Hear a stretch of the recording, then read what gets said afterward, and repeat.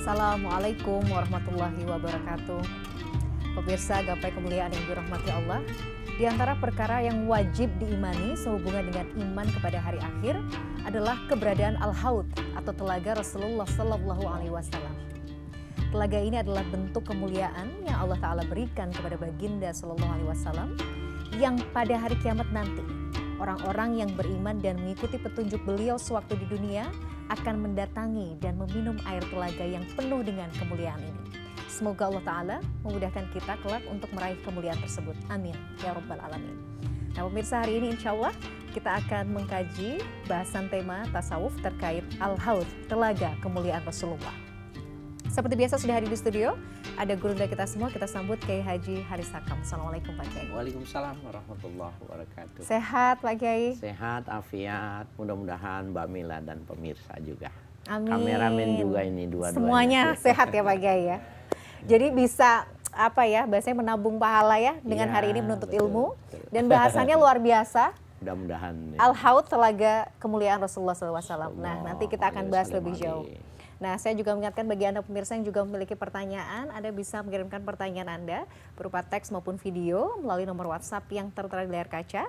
Anda juga berkesempatan untuk bertanya langsung kepada Kiai Haris melalui sambungan Zoom yang nanti akan ditentukan oleh tim Gapai Kemuliaan. Pak Kiai, ini kita masih melanjutkan bahasan tafakur ya sebenarnya ya.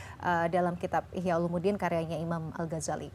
Nah, bicara soal Al-Haud atau telaga ini, bagaimana sebenarnya penggambaran beliau terkait telaga ini?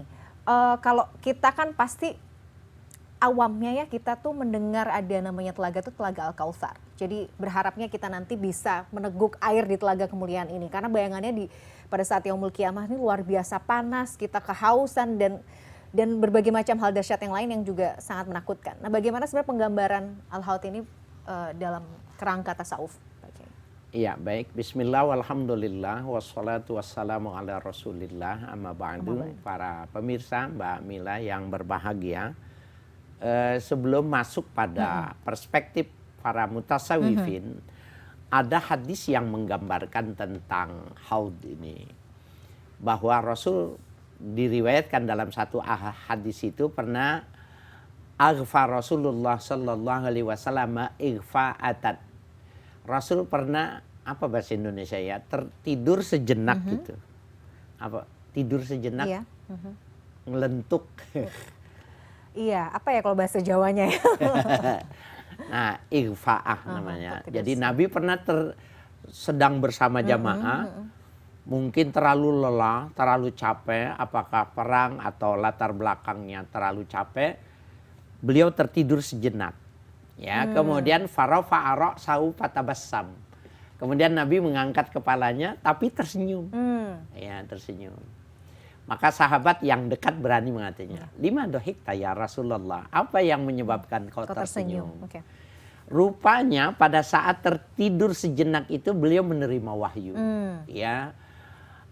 Ayatun unzilat alayya anifan. Baru saja turun ya ayat Al-Quran kepadaku, jadi wahyu turun. Nah yang turun itu inna a'tainakal kautsar. Sungguh aku berikan kepada engkau ya Muhammad Al-Kautsar. Nah Nabi kemudian menafsirkannya sendiri, bahwa yang dimaksud Al-Kautsar di situ adalah nahrun fil jannah. Jadi ada semacam sungai yang luar biasa di dalam sorga itu tadi. Yang dikatakan itu abiyadu minal laban. Dia lebih putih dari susu. Ya. Kemudian ahla minal asal. Lebih manis daripada madu. Ya. Kemudian lebih wangi ketimbang minyak misik. Jadi betapa bisa dibayangkan. Nah, jadi Al-Kautsar yang secara lugawi itu maknanya nikmatun katsiratun, nikmat yang besar. Tetapi dia juga nama haud, Nabi kita Muhammad sallallahu alaihi wasallam, nama telaga.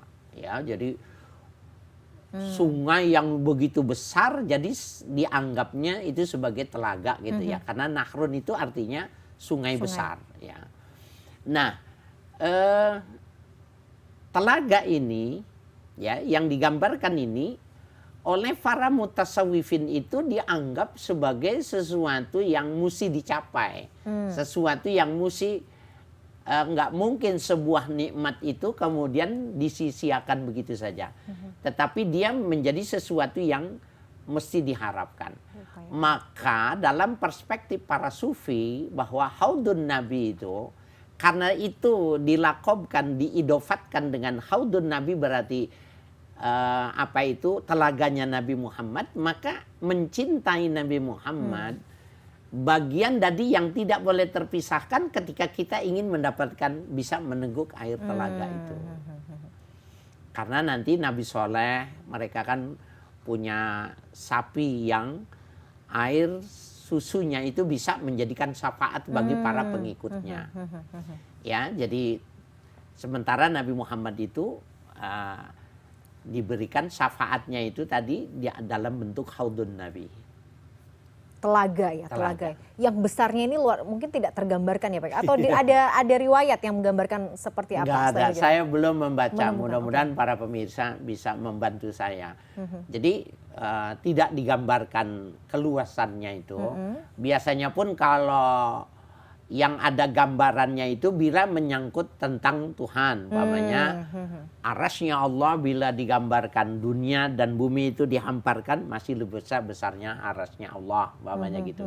Tapi telaga ini cuma digambarkan putihnya lebih putih daripada susu. Manisnya lebih manis daripada madu ya, dan dia lebih wangi dari minyak misik. Masya Allah. Dan itu ada di fase yang mana Pak Kiai?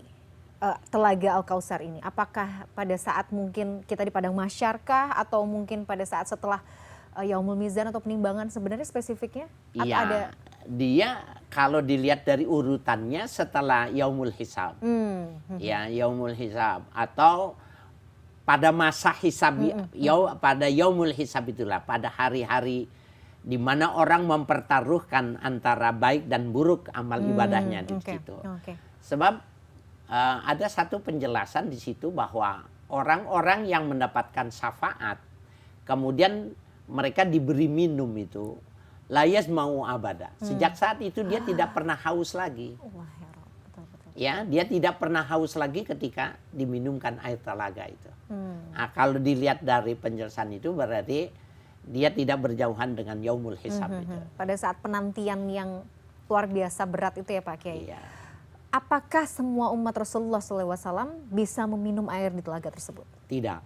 Ya, tentu saja ya.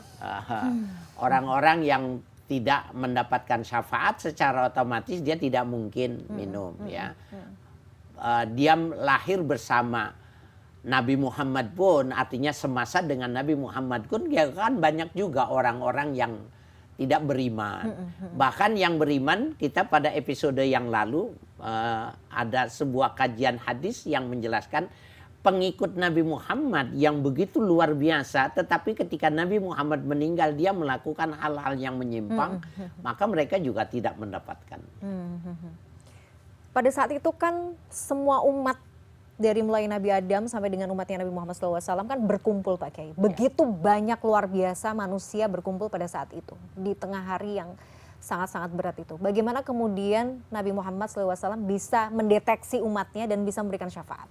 Nah, iya, ini pertanyaannya mengagetkan dan ini mengingatkan kita kepada sebuah hadis ya. Bahwa Rasul Shallallahu Alaihi Wasallam selalu menekankan bahwa ibadah sholat itu ada kaitannya dengan berwudu. Ya, jadi asbighul wudu, sempurnakan wudunya. Kenapa? Sholatmu bagus, wudunya tidak bagus, seperti orang yang diriwayatkan itu wailul aqab, orang yang kakinya tumitnya itu tidak terkena air wudu. Ya, sehingga Nabi mengulang sampai 3 kali. Asbighil wudu, sempurnakan wudu itu. Nah, salah satu kesempurnaan wudu itu, Nabi mengatakan bahwa ya'ti ummati yaumal qiyamah ghurran muhajjalin min athalir wudu. Nanti umatku yang bisa membedakan dari umat-umat yang lain itu ghurran muhajjalin. Ghurran itu mukanya bercahaya, muhajjalin anggota tubuhnya yang lain bersinar. Itu pengikutnya Nabi Muhammad dengan yang lainnya. Min atharil wudu, dari lantaran wudunya. Nah ini makanya ada orang yang mengatakan ini sebenarnya isyaratun ala dawami. Sebenarnya hadis ini ingin memberi isyarat yang bagus itu wudu itu harus mudawamah. Batal wudu lagi, batal jadi wudu menjaga lagi. wudu gitu ya. Nah, dalam kondisi wudu. Nabi mengatakan bahwa kalau kamu punya uang airnya ada atau ada tidak membeli, fa ini stata'a ayyutila ghurratahu faf'al. Apabila dia mampu memperluas luasan daripada cahaya mukanya itu, maka wudunya jangan pas muka, lebihkan. Tangan jangan pas siku, lebihkan. Kaki pas mata kaki, lebihkan. Faf'al, lakukan. Itu yang menjadi ciri. Ya, umat Nabi Muhammad nanti jadi ketahuan ada syariat wudu. Jadi Mbak Mila kelihatan dibandingkan dengan umat-umat yang lain. Itu yang membedakan kita ya dengan umat Nabi yang lain. Masya Allah. Pak Kiai, kita harus jeda dulu. Kita sambung lagi nanti di segmen berikutnya. Pemirsa jangan kemana-mana. Gapai Kemuliaan masih akan kembali setelah jeda yang satu ini.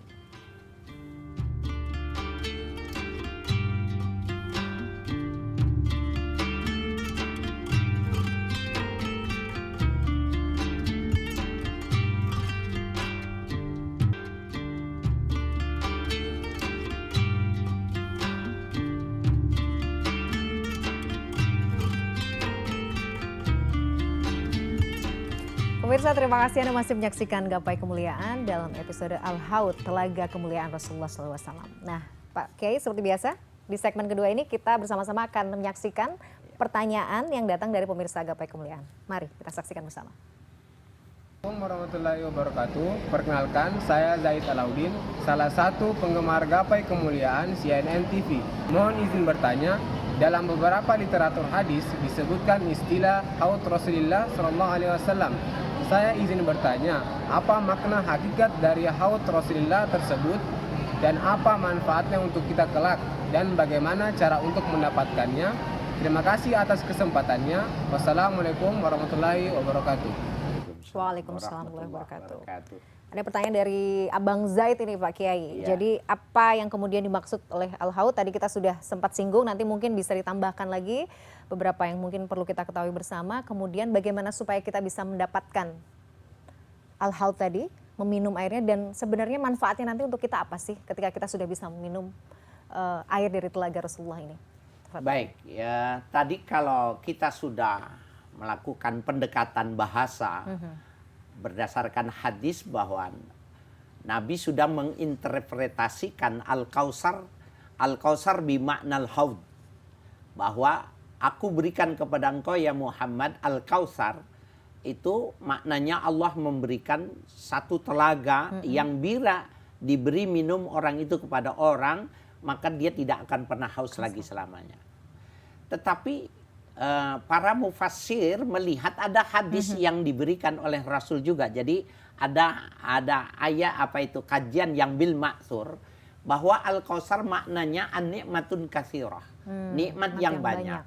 Jadi bukan dalam makna pengertian wadah atau cairan minuman yang lezat luar biasa. Yang makna kedua ini, nikmat yang kasir itu maknanya dia ketika dia sudah mendapatkan Al-Kausar dari Nabi, mendapatkan syafaat dan mendapatkan Kausar, dia akan merasakan kenikmatan yang berbeda dengan orang lain. Nah, kenikmatan ini bedanya kalau kita menikmati makanan. Apa yang saya makan? Taruhlah makan tertentu, buah mangga mamanya. Buah mangga ini kalau kita kasih makan rasanya manis seperti itu, kemudian saya kasih Mbak Mila, saya kasih kameramen, jawabannya pasti sama. Yeah. Nah kalau di sana itu buah yang sama dimakan, maka rasanya yang menentukan ibadah mereka. Jadi bima kasabat aidihim.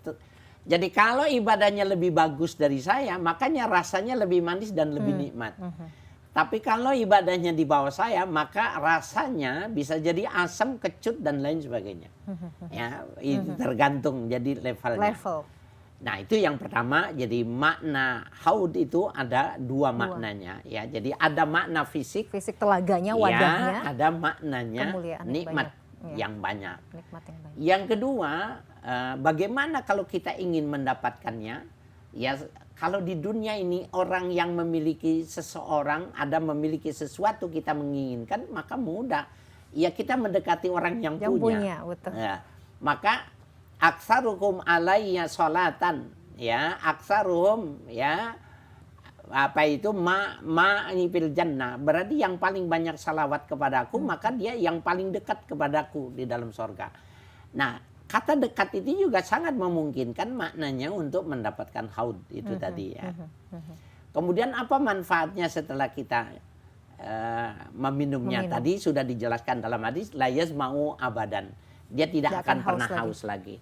Yang kedua, kalau itu kan simbol dari sebuah pertolongan Nabi, maka dia menjadi simbol sebuah keselamatan. Jadi ya, siapa yang minum haudun Nabi, maka dia sudah sama saja orang yang diikrarkan, ya, menjadi orang yang selamat.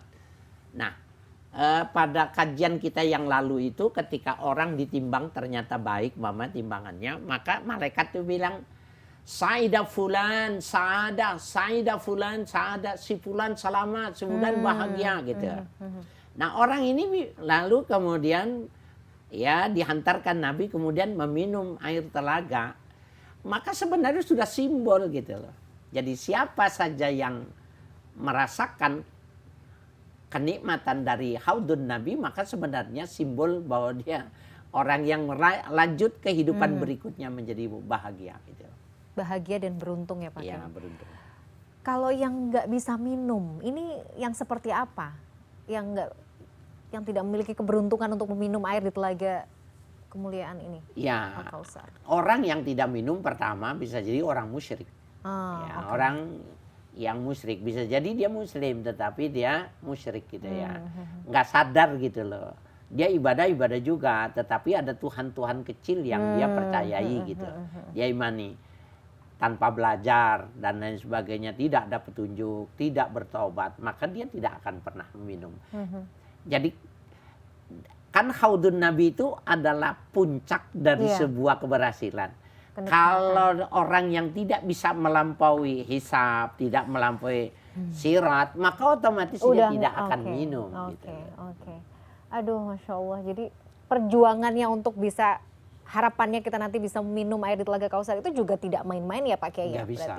Harus kita usahakan, betul kata Pak Kiai lagi.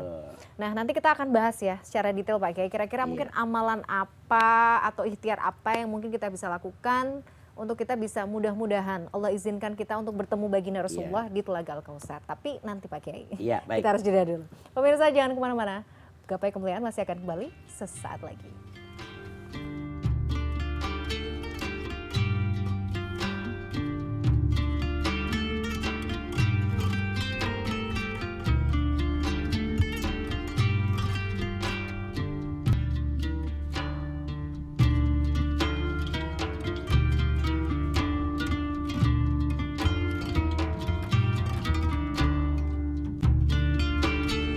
Anda masih menyaksikan Gapai Kemuliaan dalam episode Al-Haud, Telaga Kemuliaan Rasulullah. Pak Kiai, jadi kalau menggambarkan lagi, membayangkan lagi bagaimana kemudian Telaga Al-Kautsar ini artinya bahwa nanti baginda Rasulullah SAW akan menunggu kita sampai dengan bahasanya orang terakhir di umatnya yang akan bersama-sama dibawa ke surga begitu. Iya, ditunggu ya sampai tuntas dan itu bagian dari sebuah tanggung jawab.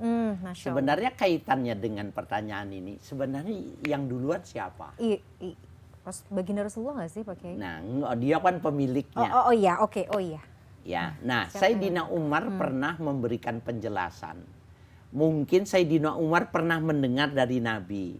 Kemudian Sayyidina Umar memberitahukan kepada sahabat yang lainnya. Beliau mengatakan, awwalu man wurudan, orang yang pertama yang akan datang menikmati haudun Nabi itu adalah fuqara'ul mujahidin. orang-orang miskin, al-mujahidin orang-orang yang berjuang fisabilillah, al-muhajirin orang yang meninggalkan hartanya, meninggalkan istri anaknya yang nggak mau ikut, tapi dia lebih patuh kepada nabinya. Asyak suruh asa, rambutnya kotor berdebu. Kenapa nggak naik onta, jalan kaki, ya, dan di padang pasir? Mereka itu rambutnya kotor. Nah kemudian dia gini, ada nasusiaban, orang yang bajunya juga kotor. Nah yang menarik mereka mengatakan alladzina layan kihun, mereka itu tidak sempat menikah. Kenapa nggak punya duit? Tapi dia ridho dengan kondisi yang semacam itu. Jadi istrinya kan nggak bisa dibawa karena beda pandangan. Anaknya nggak mau ikut karena tidak ikut dengan ayahnya. Hartanya dia nggak bisa bagi karena wujudnya berupa tanah, kebun. Maka dia pergi ketika ikut berhijrah sama Nabi itu nggak bawa apa-apa. Maka jadilah orang-orang fakir miskin tapi orang yang kaya dalam akidahnya. Nah sepanjang jalan ya dari sini Mekah ke Madinah itu, dari sini perbandingan dari sini ke Semarang. Kalaupun dia naik onta, bisa dibayangin onta itu lewat padang pasir itu yang asyak suruh usan, rambutnya kotor dengan debu. Ada nasusiaban, kotor bajunya. Layan kehun, mereka tidak bisa menikah, tapi dia ridho, dia ikhlas. Dia yang masuk duluan, dia yang menikmati duluan. Masya Allah, okay. Nah, ini maknanya, makna turunannya. Kalau orang tidak diberi kenikmatan di dunia, dia tidak jadi orang kaya, dia tidak jadi pejabat, dia bukanlah orang yang memiliki kelebihan dalam harta, tapi dia ridho dengan Tuhannya. Dia tetap lebih bagus beribadah ketimbang orang yang diberi nikmat. Maka dia lebih depan. Jadi orang kaya nggak boleh protes ketika dia lebih di depannya kita. Masya Allah. Jadi yang penting adalah ridhonya dulu ya. Dan akan mendapatkan keberuntungan untuk menikmati terlebih dulu gitu ya. Iya betul. Masya Allah. Pak Kiai, ini menarik sekali ya. Jadi ya nggak boleh iri ya. Artinya begini, jangan putus harapan juga. Mungkin orang-orang yang merasa bahwa kok hidup saya mungkin nggak sebaik orang lain misalnya. Tapi kalau dia ridho, Allah akan pasti menyiapkan itu tadi ya. Pak Kiai, kenikmatan-kenikmatan yang banyak tadi. Betul. Masya Allah. Pak Kiai, apakah kita boleh pede, optimis dengan amalan kita? Misalnya mungkin kita sudah mengamalkan ya, sering bersolawat kepada baginda Rasulullah SAW. Mungkin kita juga berusaha untuk istiqomah ya, menjaga amalan-amalan soleh gitu. Boleh nggak kita optimis dan bahwa ya mudah-mudahan Allah akan memberikan kenikmatan bisa bertemu baginda dan menikmati segarnya mungkin air di telaga Al-Kautsar gitu. Iya, ada doa yang diajarkan ud'ullaha wa antum muqinun. Mintalah kepada Allah dalam keadaan yakin. Yakin itu kan pede, percaya diri ya, betul. yakin. Cuma pada kajian tasawuf pede ini bisa melalaikan. Betul. Kalau kita mesti mengkombin dengan kajian kita yang lalu tentang khauf dan roja. Kajanahai ta'ir yatiru fil hawa, bahwa dengan dua sayap itu burung bisa terbang di udara itu tadi. Nah, roja itu adalah pede itu. Roja itu adalah al-muqinun gitu. Tetapi juga dia mesti punya rem. Nah, rem yang pakem itu khauf. Takut. Dia mesti imbang sehingga stabil terbangnya. Kalau terlalu pede ngerinya beloknya ke kanan. Ngerinya Perhatiannya jatuh kurang. lagi ya. Iya. Oke, jadi nggak boleh. Walaupun perintahnya wa antum muqinun, kamu mesti yakin. Oke. Jadi kita yakin, saya yakin. Saya berusaha jadi orang baik. Saya bertaubat terus, mudah-mudahan saya jadi orang selamat. Bagus. Tapi harus juga, ya Allah, apakah saya sudah cukup? Nah, betul, apakah sudah layak? Apakah sudah sempurna? Apakah kau maafkan ketidaksempurnaan itu? Nah, itu semua adalah kau. Jadi kalau masih ada indikator rasa takut itu Pak Kiai, itu artinya insya Allah kita masih dalam batas aman ya. Aman. Tapi kalau udah nggak ada itunya bahaya nih. Oh bahaya. Bahayanya. Jadi pede full ya malah nggak boleh. Malah bisa tertipu dengan amalan sendiri. Iya betul. Nah, ketertipuan kita dengan amalan sendiri itu dampaknya nanti kepada perjalanan panjang ini apa Pak Kiai? Maksudnya kan mungkin merasa ya saya sudah beribadah, saya sudah beramal, tapi yang membuat kemungkinan ya orang yang sudah merasa banyak tadi amalnya bisa kemudian tertipu, ini dampaknya nanti harus seperti apa? Dalam kajian tasawuf itu ada yang namanya al-ujbu.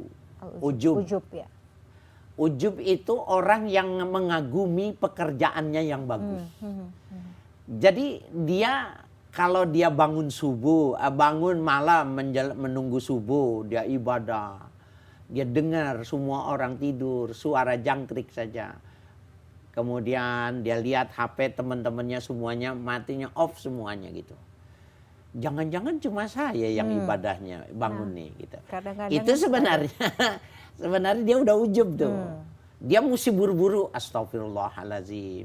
Apakah kamu yang bangun dengan ini yang tidur lebih bagus kita ketimbang yang tidur? Jangan-jangan yang tidur lebih bagus dari kita gitu. Nah itu juga harus pada batasan-batasan yang mesti terukur, terencana benar, jangan sampai ujub gitu loh. Ujub merusak amal, sama dengan sum'ah dan riya gitu. Menghilangkan ya, blas gitu ya. Jadi kalau iya, karena orang yang ujub itu orang yang menghilangkan Tuhan. Jadi kalau ketika dia mengatakan, walaupun dia mengucapkannya, alhamdulillah ternyata saya doang yang bangun. Walaupun dia mengucap kalimatnya alhamdulillah, ketika dia mengatakan cuma saya yang bangun, itu Tuhan dia tutup pintunya itu, kemampuannya itu. Jadi hati-hati betul ya. Itu kayak kita membahas dulu tentang niat ya Pak Kiai. Jadi bisa apa yang kelihatannya mungkin bagus, pada akhirnya nggak akan sia-sia ya. Betul.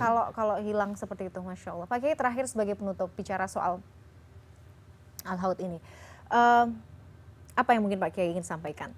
Maksudnya kan ini perlu diupayakan, perlu kita ikhtiarkan, perlu kita tekadkan dalam hati, azamkan bahwa saya pengen menjadi bagian dari umat Rasulullah yang nanti ketemu beliau di Telaga Al-Kautsar. Hidup itu kan sebuah pilihan ya. Liyabluwakum ayyukum ahsanu amala. Allah ingin tahu mana di antara kalian yang terbaik. Jadi ibaratnya kita ini berdiri pada tempat start untuk berlomba dengan yang lainnya itu mencari yang terbaik. Kemudian diberitahukan, ini loh pialanya namanya haud gitu loh. Nah, maka kita sudah tahu apa yang disebut dengan haud dan siapa yang berhak untuk meminumnya, maka pasti kita akan jaga stamina, berusaha seperti mungkin dan menjaga yang terbaik. Nah kalau konteksnya dia itu ibadah, maka mesti dikoreksi. Ibadahnya harus benar-benar harus punya dasar keilmuan. Jadi belajarnya nggak boleh berhenti nih ngikutin gapai kemuliaan. Ya, yang kedua mesti ikhlas. Dia mesti ikhlas, dijaga ikhlas karena dia bisa jadi dipotong dibelokkan itu dicuri sama dia. Nah yang ketiga, selalu menganggap bila kurang sempurna itu punyanya dan bila yang sudah bagus punya orang lain. Itu caranya seperti itu. 3 itu maka dia insya Allah dapat pialanya. Amin. Kalau kita merasa aduh kayaknya kok ibadah saya masih kurang ya, kok belum sempurna ya, kok begini ya. Itu malah bagus. Oke. Kalau Mbak Mila berkata, alhamdulillah sih selama ini saya bagus aja. Bermasalah ya Pak Kiai. Oke, jadi selama kita masih merasa aduh kok kayaknya masih kurang, berarti itu indikator yang bagus. Kita harus tingkatkan ya Pak Kiai ya. Ada kaidah mengatakan man qala jahil fahuwal alim. Orang yang menganggap dirinya belum tahu, dia orang berilmu. Gitu. Tidak sebaliknya. Aduh, Masya Allah. Mudah-mudahan Allah mudahkan kita semua Pak Kiai untuk senantiasa menuntut ilmu. Masya Allah. Pak Kiai ini menarik sekali, tapi waktu juga yang harus memisahkan kita. Terima kasih atas ilmunya hari ini, sangat bermanfaat. Mudah-mudahan itu tadi ya, kita termasuk dalam golongan umat baginda Rasulullah SAW yang bisa bertemu beliau nanti dan meminum air di Telaga Al-Kautsar. Amin ya rabbal alamin. Terima kasih Pak Kiai, sehat-sehat. Pemirsa, tidak terasa usai sudah perjumpaan kita hari ini dalam program Gapai Kemuliaan. Semoga tausiah kali ini bisa menambah hasanah ilmu agama kita, menjadikannya bermanfaat dan yang paling utama menambah ketaatan kita kepada Allah Azza wa Jalla. Saya Mladia Rahma dan juga Kiai Haji Harisha Kam pamit. Terima kasih atas perhatian Anda. Insya Allah kita akan jumpa lagi pada episode berikutnya. Wabillahi taufiq wal hidayah. Wassalamualaikum warahmatullahi wabarakatuh. Waalaikumsalam warahmatullahi wabarakatuh. Terima kasih Pak Kiai.